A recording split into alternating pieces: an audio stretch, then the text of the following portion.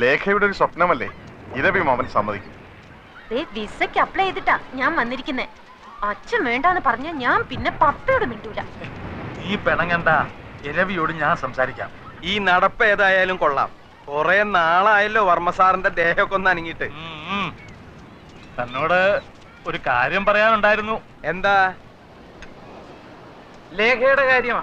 അവള് പുറത്തു പോയി പഠിക്കണ കാര്യമാണെങ്കിൽ പറയണ്ട. അതെന്താ? എന്റെ ഡോക്ടർ സാറേ, ഈ സായിപ്പ്മാരെന്ന് പറഞ്ഞ ഒരു സംസ്കാരം ഇല്ലാത്ത ആൾക്കാരാ. ചുമ്മാ ഹലോ എന്ന് പറഞ്ഞാ അപ്പൊ പിടിച്ചു ഉമ്മ വെക്കും. അങ്ങനെ ഇപ്പൊ എന്റെ മോളെ കണ്ണി കണ്ട സായിപ്പ്മാര് ഉമ്മ വെക്കുന്നത് എനിക്ക് ഇഷ്ടല്ല. തന്റെ ഇവിടെ ആരാ ഇതൊക്കെ പറഞ്ഞത്? ഇന്നാളെ ഏതോ ഒരു രാജ്യത്തെ പെൺ പ്രധാനമന്ത്രി വേറെ ഏതോ ഒരു രാജ്യത്തെ ആൺ പ്രധാനമന്ത്രി കെട്ടിപ്പിടിച്ച് ഒരു ഉമ്മ. വൃത്തികെട്ടവന്മാര് വെറുതെ കണ്ട അപ്പൊ ഉമ്മ വെച്ച് കളിക്കുക. എനിക്ക് പേടി ഇത് ഇന്ത്യയിലും അങ്ങനെ വരൂ. വന്നാ ഞാൻ സമ്മതിക്കൂല. എടോ, നമുക്കിഷ്ടമില്ലെങ്കിൽ ഒരു രാജ്യത്തും ആരും നമ്മളെ പിടിച്ച് ഉമ്മ നോക്കാൻ പോണില്ല. എന്റെ പെങ്ങൾ അമ്മുക്കുട്ടി അമേരിക്കയിലല്ലേ, അവളെ ആരെങ്കിലും പിടിച്ച് ഉമ്മ വെച്ചായിട്ട് തനിക്കറിയാവോ? അതേടോ രവി, വളരെ മിടുക്കരായിട്ടുള്ള 1-2 പേർക്ക് മാത്രം കിട്ടുന്ന സ്കോളർഷിപ്പായത്. അത് അവക്ക് കിട്ടിയതിൽ നമ്മൾ സന്തോഷിക്കണം. അവളുടെ ഏറ്റവും വലിയ ആഗ്രഹമായിരുന്നു. തന്റെ മാത്രമല്ല, എന്റെ മോളോ അവള്. നമ്മളായിട്ട് എതിർക്കാൻ പാടില്ല. എല്ലാവരും കൂടെ തീരുമാനിച്ചാ പിന്നെ ഞാൻ ഒപ്പിട്ടല്ലേ പറ്റൂ. മതിയല്ലോ. ഉമ്മ വെക്കുന്നതായി ഇഷ്ടമുള്ള കാര്യമല്ല കേട്ടോ. വളരെ പ്രധാനപ്പെട്ട ഒരു കാര്യം എല്ലാരും അറിയിക്കാനുണ്ട്. ചന്ദ്ര കിടപ്പിലായതിനു ശേഷം ഓഫീസിലെ കാര്യങ്ങളൊക്കെ കുഴപ്പത്തിലാണെന്ന് മാനേജർ പറഞ്ഞു. ഉത്തരവാദിത്തമുള്ള ആരെങ്കിലും മാനേജിംഗ് ഡയറക്ടർ സ്ഥാനത്ത് വേണം. ആൽഫി ഇനിയിപ്പോ അന്യനല്ലല്ലോ. അതുകൊണ്ട് അയാളെ മാനേജിംഗ് ഡയറക്ടർ ആക്കാൻ ഞാൻ തീരുമാനിച്ചു.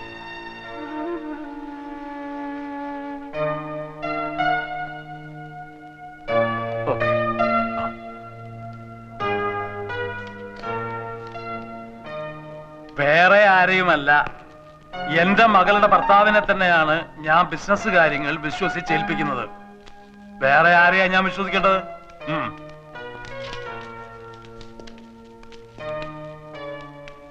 ഇതിത്തിരി കടന്ന കൈയായി പോയി. എന്ത്? എവിടെന്ന് വന്ന് കയറിനെ പിടിച്ച് ബിസിനസ് അല്ലേ ഏൽപ്പിച്ചത്? മറ്റാരും അല്ലല്ലോ, ചന്ദ്രയുടെ ഭർത്താവല്ലേ എന്ന് പറയുന്നല്ലേ ഉള്ളൂ, തെളിവൊന്നുമില്ലല്ലോ. ഇരവി കണ്ടതല്ലേ? ഇരവിയും കുഴവിയും അമ്മിക്കല്ലും ചേർന്ന് കുടുംബം തല്ലിച്ചതൊക്കെയായിരുന്നു മതിയായിരുന്നു. ഓഫീസിലിരുന്ന് അവിടുത്തെ കാര്യങ്ങളൊക്കെ നോക്കാൻ അധികാരം കൊടുത്തു എന്നല്ലാതെ തൊത്തൊന്നും എഴുതി കൊടുത്തില്ലല്ലോ. ഇതെങ്ങാനും ചത്തുപോയാ ഉള്ളതെല്ലാം വാരിക്കൊണ്ട് അവൻ പോവും. വെറുതെ അതും ഇതും പറയാതെ അവളെല്ലാം കണ്ടോണ്ടും കേട്ടോണ്ടും കിടക്കുക. ചന്ദ്ര കേക്കട്ടെ, ഉള്ളതല്ലേ പറയുന്നത്. എനിക്ക് അവനെ കണ്ടിട്ട് തീരെ പിടിക്കുന്നില്ല. നിന്റെ പോലീസ് കണ്ണ, അതിന്റെ കുഴപ്പാ. ഒന്ന് ഞാൻ പറയാം, കാര്യങ്ങൾക്കെല്ലാം വ്യക്തമായ ഒരു തീരുമാനം ഉണ്ടാകാതെ നമ്മൾ ആരും ഇവിടുന്ന് പോകുന്നില്ല. വിരലടയാളം മതിയോ? കയ്യൊപ്പ് വേണ്ടേ? ഇടോ, കൈകൊണ്ട് ഒപ്പിടാൻ വയ്യാത്തത് കൊണ്ടാണ് വിരലടയാളം എടുത്തത്. ആൽഫിയെ മാനേജിംഗ് ഡയറക്ടറായി അപ്പോയിന്റ് ചെയ്തിട്ടുള്ള അവളുടെ ഓർഡറാണിത്. ഇത് ഇന്ന് തന്നെ ഓഫീസിൽ കൊടുക്കണം. കോപ്പി എടുത്ത് എല്ലാ ബാങ്കുകൾക്കും അയച്ചു കൊടുക്കണം. പിടിക്കേ. ഇരവിക്കെന്താ ഒരഭിപ്രായ വ്യത്യാസമുള്ളത് പോലെ? ഇനി ഞാനൊരു സത്യം തുറന്നു പറയട്ടെ. ഈ തീരുമാനം എന്താ? അപ്പൊ നാളെ തന്നെ ആൽഫി ഓഫീസ് ജോയിൻ ചെയ്യണം. നാളെ പിന്നെ എതിർത്തൊന്നും പറയരുത്. നിങ്ങളുടെ കാര്യത്തിൽ ആദ്യമായിട്ട് ഞാൻ എടുക്കുന്ന തീരുമാനമാണിത്. ഇപ്പൊ തന്നെ വിളിച്ചു പറഞ്ഞേക്കാം ഓഫീസിലേക്ക്. എന്റെ പേഴ്സ് എടുക്കാൻ മറന്നു. എനിക്കൊരു 1000 റുപ്പീസ് വേണമല്ലോ. അത് നീ നിന്റെ വീട്ടിൽ പോയി എടുത്താൽ മതി. കോൺടസ്റ്റയുടെ കീ എടുക്കാൻ ഞാൻ മറന്നുപോയി. എന്താടാ മരപ്പെട്ടി നോക്കി നിക്കണേ? 1000 രൂപ എടുത്ത് ഇയാളുടെ അണ്ണാക്കിലേക്ക് തിരികെ. അല്ല, ഇതിപ്പോ ഏത് കണക്കിൽ എന്റെ അമ്മൂമ്മയുടെ 16 അടിയന്തരം നടത്തി എന്നുള്ള കണക്കിലങ്ങടെ എഴുതിയാ മതി. എനിക്ക് വയ്യ, ഞാൻ മരിക്കാൻ പോവാ. അല്ല, ഈ കോൺടസ്റ്റ് എന്ന് പറഞ്ഞ കാറല്ലടാ. Silence please. അങ്ങനെ ഒരു കാർ ഉണ്ട്. ഒരു 500 റുപ്പീസ് കൊടുങ്ങി. അപ്പൊ 1500. കണക്കെല്ലാം കണക്ക് പോലെ ഇരിക്കണം. ഹലോ, മാനേജരല്ലേ? ഞാൻ വർമ്മയാണ്.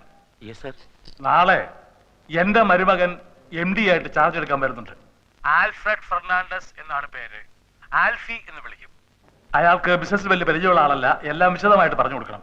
U must treat him well. ആളറിയോ? എനിക്കറിയില്ല. ആൽഫ്രഡ് ഫെർണാണ്ടസ് എന്നാണ് പേര്. ആൽഫി എന്ന് വിളിക്കും. 10:30 എത്തുന്നാണല്ലോ മുതലാളി പറഞ്ഞത്.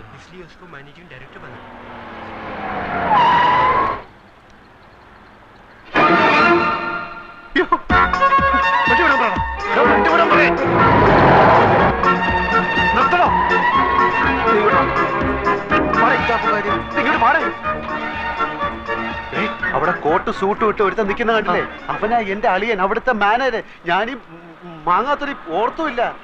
MD എന്നും പറഞ്ഞ് ഞാനിപ്പോ അവിടെ കയറി ചെന്നാൽ അതോടെ തീരും ഇവിടുത്തെ ചുറ്റിക്കളി. വൈകുന്നേരം വരെ വെള്ളം കോരിട്ട് വൈകിട്ട് കലവിട്ട് ഉടക്കണോടാ. അപ്പൊ പിന്നെ എന്ത് ചെയ്യും? ആൽഫി എന്ന് പറഞ്ഞ ഒരുത്തൻ അവന്മാര് കണ്ടിട്ടില്ല. അതുകൊണ്ട് നീ ആ വേഷം കെട്ടിയാ മതി. അയ്യോ, അവന്മാര് കണ്ടുപിടിച്ചാൽ ഇല്ല. വാ തുറന്ന് ഒരു അക്ഷരം മിണ്ടായിരുന്നാ മതി. എന്ത് ചോദിച്ചാലും ഗമയിൽ തട്ടി മൂളിക്കണം. ഫയല് വല്ല ഒപ്പിട്ടാൻ കൊണ്ടുവന്ന് കഴിഞ്ഞാൽ വീട്ടിൽ കൊണ്ടുപോയി പഠിച്ചിട്ട് തരാമെന്ന് പറഞ്ഞ് എന്റെ കൊണ്ട് തന്നാ മതി. ബാക്കി ഞാൻ നോക്കിക്കോളാം. നമ്മളെ കണ്ടാൽ MD ആയിട്ട് തോന്നുന്നു. നിന്നെക്കാട്ടിലും വിവരം കേട്ടവന്മാർ MDകളായിട്ട് പല സ്ഥലത്തിരിപ്പുണ്ട്. അതുകൊണ്ട് നീ അതിനെപ്പറ്റി ഒന്നും ആലോചിക്കണ്ട. പക്ഷേ നീ ഇങ്ങനെ പോയാൽ ശരിയാവില്ല. നീ ഷർട്ട് അകത്തോട്ടെടുത്തു. എന്താന്നാണ് ഇത്? കൊല വഴിപ്പിക്കാൻ ചാക്കി കെട്ടി വെച്ചിരിക്കുന്ന.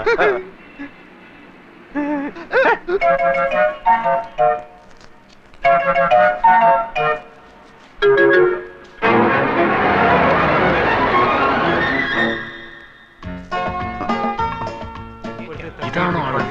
ഒന്ന് ചോദിച്ചു നോക്ക്. മിസ്റ്റർ ആൽഫ്രഡ് ഫെർണാണ്ടസ് ആണ്.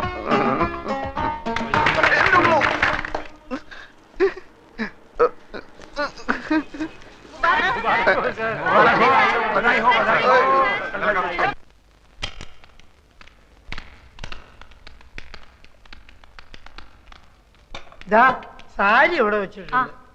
എല്ലാരും കുറച്ചു നേരം പുറത്തു നിന്നേ, ഡ്രസ് ചേഞ്ച് ചെയ്യണം. നിങ്ങൾ ഇവിടെ നിൽക്കൂ. എന്തിന്? ഈ കുട്ടിയുടെ ഡ്രസ് മാറ്റണം. അതിനൊരാളുടെ സഹായം വേണം. ഹസ്ബൻഡ് നിൽക്കട്ടെ. അത് വേണ്ട, താങ്കൾ വന്ന്. താ വെളിയിൽ പോയേ. സാർ ഇവിടെ നിൽക്കും. 3 പേരും വെളിയിൽ പോവും. സിസ്റ്റർ ഒറ്റയ്ക്ക് ഉടുപ്പ് മാറ്റിയാൽ മതി. അന്തസ്സുള്ള കുടുംബത്തിലെ പെണ്ണുങ്ങൾ തുണി മാറ്റുന്നിടത്ത് ആണുങ്ങൾ നിൽക്കാൻ പാടില്ല. ഭാര്യയുടെ തുണി മാറ്റുന്നിടത്ത് ഭർത്താവിന് നിൽക്കാലോ. അത് ഭർത്താവാണെങ്കിലല്ലേ? നിക്കാം. ഭർത്താവാണെങ്കിൽ നിക്കാം. പക്ഷെ നമ്മൾ നാണോ മാനോളവരല്ലേ? ഞാൻ പോയിക്കോളാം. വെളിയിൽ പോകാൻ പറഞ്ഞു. എത്ര പ്രാവശ്യം പറഞ്ഞു മനസ്സിലാവില്ലേ? ചെയ്യുന്നത് തെമ്മാടിത്തരാണെന്ന് ഓർക്കണം. ഞാനെന്ത് ഇവര് സമ്മതിക്കുന്നില്ല. പിന്നെ ആര്? ഇവര് അതെ, ഈ കോൺഗ്രസ്സുകാർ എന്തിനാ? നിന്റെ അമ്മൂമ്മയുടെ 2 അങ്ങട്ടിന് പോവാൻ. എന്റെ കാലിന്റെ അടിയിൽ തീയ. അതിനിത് ടൈൽസ് അല്ലേ? എനിക്കറിയാൻ മേലാഞ്ഞിട്ട് ചോദിക്കുക, ഈ ഭർത്താവില്ലാത്ത പെണ്ണുങ്ങളുടെ തുണി ഇവരെങ്ങനെ മാറ്റുക? അല്ല, അങ്ങനെ പാടില്ല എന്നാണ് പ്രമാണം. എന്തെങ്കിലും ഒരു അഭിപ്രായം ചോദിച്ചാൽ താൻ തന്റെ വായ തോന്നിയ അഭിപ്രായം പറയാ. ഇയാൾ ചാടി കളിക്കുന്നുണ്ടാ തോന്നുന്നു. ഇയാളുടെ ഭാര്യയുടെ തുണിയാണ് അയാൾ മാറ്റുന്നത്.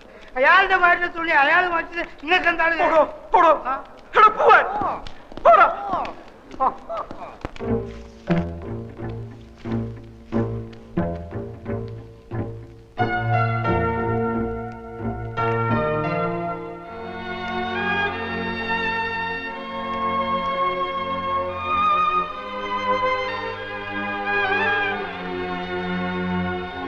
ഉടുപ്പിന്റെ അറ്റത്ത് പിടിച്ച് താഴേക്ക് വലിച്ചാൽ മതി. ഊരി പോന്നോളും. ബോഡി ഞാൻ ഉയർത്തി തരാം.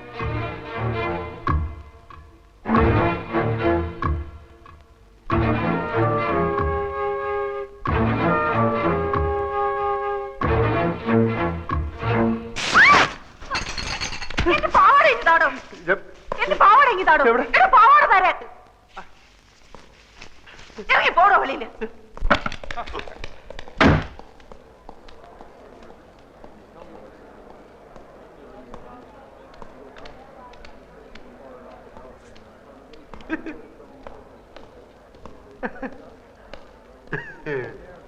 എന്താടാ നിന്ന് വിളിക്കണത്? ഇവിടെ ആരെങ്കിലും തുണി വെച്ചിട്ട് തുള്ളുണ്ടോ?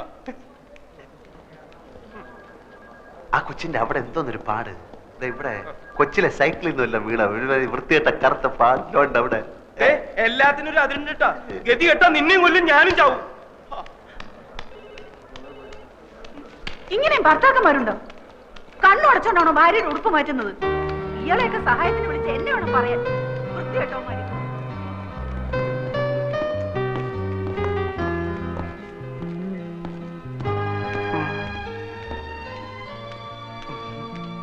ഇപ്പൊ മനസ്സിലായോ പിള്ള മനസ്സിൽ കള്ളമില്ലെന്ന്? അതിന് നീ നായരല്ലേ? അതേടോ, നല്ല അന്തസ്സുള്ള ഇല്ലത്തെ നായര അല്ലേ കാണായിരുന്നു. അപ്പൊ അത്ര വിഷമുള്ള ജാതി അല്ല.